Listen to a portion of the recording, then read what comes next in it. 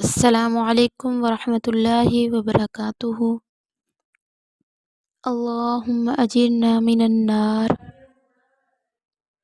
سامعین محترم، آج ہم حضرت موسیٰ علیہ السلام کی حضرت خضر علیہ السلام سے ملاقات کا واقعہ بیان کریں گے۔ علماء کرام کا اس میں اختلاف ہے کہ حضرت خضر نبی تھے یا نہیں۔ بعض علماء نے آپ کو نبی مانا ہے اور بعض نے نہیں۔ حضرت موسیٰ علیہ السلام ایک بار لوگوں کو وعظ کر رہے تھے کہ کسی نے پوچھا، اے موسیٰ، یہ بتائیے کہ اس وقت آپ سے بڑا عالم کون ہے؟ اب چونکہ آپ نبی تھے اور اپنے وقت میں نبی سے بڑھ کر کوئی عالم نہیں ہو سکتا، اس لیے آپ نے جواب دیا کہ اس وقت بڑا عالم میں ہی ہوں۔ یہ جواب یوں تو درست تھا، لیکن نبوت کے مقام کے خلاف تھا، اس لیے اللہ تعالیٰ کو پسند نہ آیا۔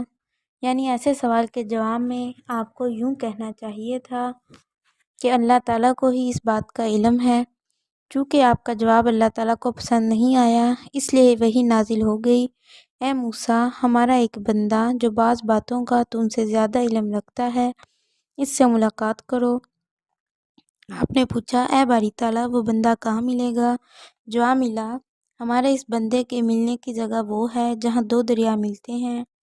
تم ایک مچھلی تل کر زنبیل میں رکھ لو، اس کے بعد ان کی تلاش میں نکلو۔ جس جگہ مچھلی زنبیل سے نکل کر دریا میں چھلانگ لگا دے، وہیں ہمارا بندہ ملے گا۔ آپ نے ایسا ہی کیا، اپنے خادم یوشع بن نون کو ساتھ لیا اور چل پڑے۔ سفر کے دوران ایک بند کے پاس پہنچ کر اس پر سر رکھ کر لیٹ گئے۔ اس مقام پر وہ تلی ہوئی مچھلی اچانک حرکت میں آئی اور زنبیل سے نکل کر دریا میں چلی گئی۔ مچھلی کے زندہ ہونے اور دریا میں چلے جانے کے علاوہ ایک معجزہ یہ ہوا کہ جس راستے سے مچھلی دریا میں گئی، اللہ تعالیٰ نے وہاں پانی کا بہاؤ روک دیا اور اس جگہ پانی کے اندر ایک سرنگ سی بن گئی۔ حضرت یوشع بن نون یہ عجیب ترین واقعہ اپنی آنکھوں سے دیکھ رہے تھے۔ جب حضرت موسیٰ علیہ السلام بیدار ہوئے تو حضرت موسیٰ علیہ السلام کو یہ واقعہ بتانا بھول گئے۔ دونوں اس جگہ سے آگے روانہ ہوئے، پورے ایک دن اور ایک رات کا سفر طے کیا۔ دوسرے روز صبح ہوئی تو موسیٰ علیہ السلام نے یوشع بن نون سے فرمایا، ہمارا کھانا لاؤ۔ اس وقت انہوں نے کہا، وہ مچھلی تو زندہ ہو کر دریا میں چلی گئی تھی۔ اس پر موسیٰ علیہ السلام نے فرمایا، وہی تو ہماری منزل تھی۔ چنانچہ فوراً وہاں سے واپس روانہ ہوئے اور اس بند کے پاس پہنچے۔ وہاں پتھر پر ایک شخص سر سے لے کر پیر تک چادر تانے لیٹا تھا۔ موسیٰ علیہ السلام نے انہیں اس حالت میں سلام کیا۔ وہ بولے، اس غیر آباد جنگل میں سلام کہنے والا کہاں سے آ گیا؟ اس پر حضرت موسیٰ علیہ السلام نے فرمایا، میں موسیٰ ہوں۔ تب حضرت خضر علیہ السلام نے پوچھا، بنی اسرائیل کے موسیٰ؟ آپ نے فرمایا، ہاں، میں بنی اسرائیل کا موسیٰ ہوں۔ میں آپ کے پاس اس لیے آیا ہوں کہ آپ مجھے وہ خاص علم سکھا دیں جو اللہ تعالیٰ نے آپ کو دیا ہے۔ اس پر حضرت موسیٰ علیہ السلام نے فرمایا، آپ میرے ساتھ صبر نہیں کر سکیں گے۔ اے موسیٰ، میرے پاس ایک علم ہے جو اللہ تعالیٰ نے مجھے دیا ہے، وہ آپ کے پاس نہیں ہے۔ ایک علم جو آپ کو دیا ہے جو میں نہیں جانتا۔ اس پر حضرت موسیٰ علیہ السلام نے فرمایا، انشاءاللہ آپ مجھے صبر کرنے والا پائیں گے اور میں کسی کام میں آپ کی مخالفت نہیں کروں گا۔ اب حضرت خضر علیہ السلام نے فرمایا، اگر آپ میرے ساتھ چلنے کے لیے تیار ہیں تو کسی معاملے کے بارے میں مجھ سے پوچھیے گا نہیں۔ اس کے بعد یہ حضرات دریا کے کنارے کرانے روانہ ہوئے۔ ایسے میں ایک کشتی آ گئی۔ انہوں نے کشتی والوں سے کشتی میں سوار ہونے کی بات کی۔ ان لوگوں نے حضرت خضر علیہ السلام کو پہچان لیا اور انہیں سوار کر لیا۔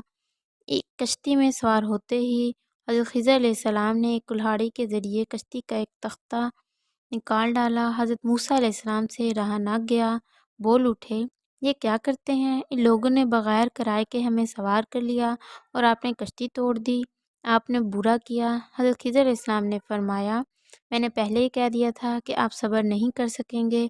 موسیٰ علیہ السلام بولے، میں بھول گیا تھا، آپ سخت رویہ اختیار نہ کریں۔ اب آپ لوگ کشتی سے اتر کر ساحل پر چلنے لگے۔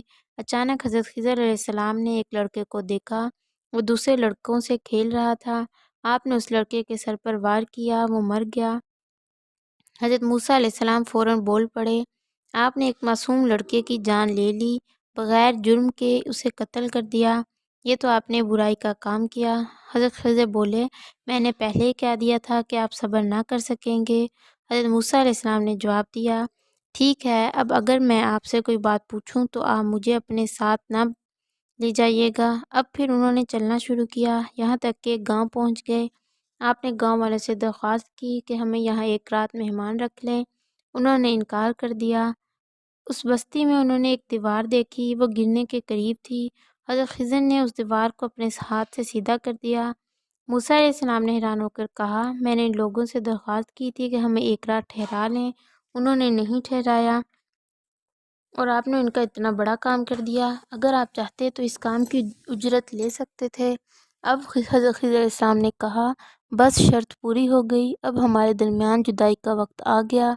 اس کے بعد حضرت خضر نے ان تینوں واقعات کی وضاحت یوں کی، اب سنیے، میں نے وہ کشتی اس لیے توڑی کہ وہ چند غریب لوگوں کی تھی، اور ان اطراف میں جدھر وہ جا رہے تھے ایک بادشاہ تھا، وہ ہر بے عیب چیز کو اپنے قبضے میں لے لیتا تھا۔ رہا وہ لڑکا، اس کا یہ حال ہے کہ اس کے ماں باپ دونوں ایمان والے تھے۔ ہم اس بات سے ڈرے کہ کہیں یہ ان ماں باپ پر سرکشی نہ کرے اور انہیں کفر میں مبتلا نہ کر دے۔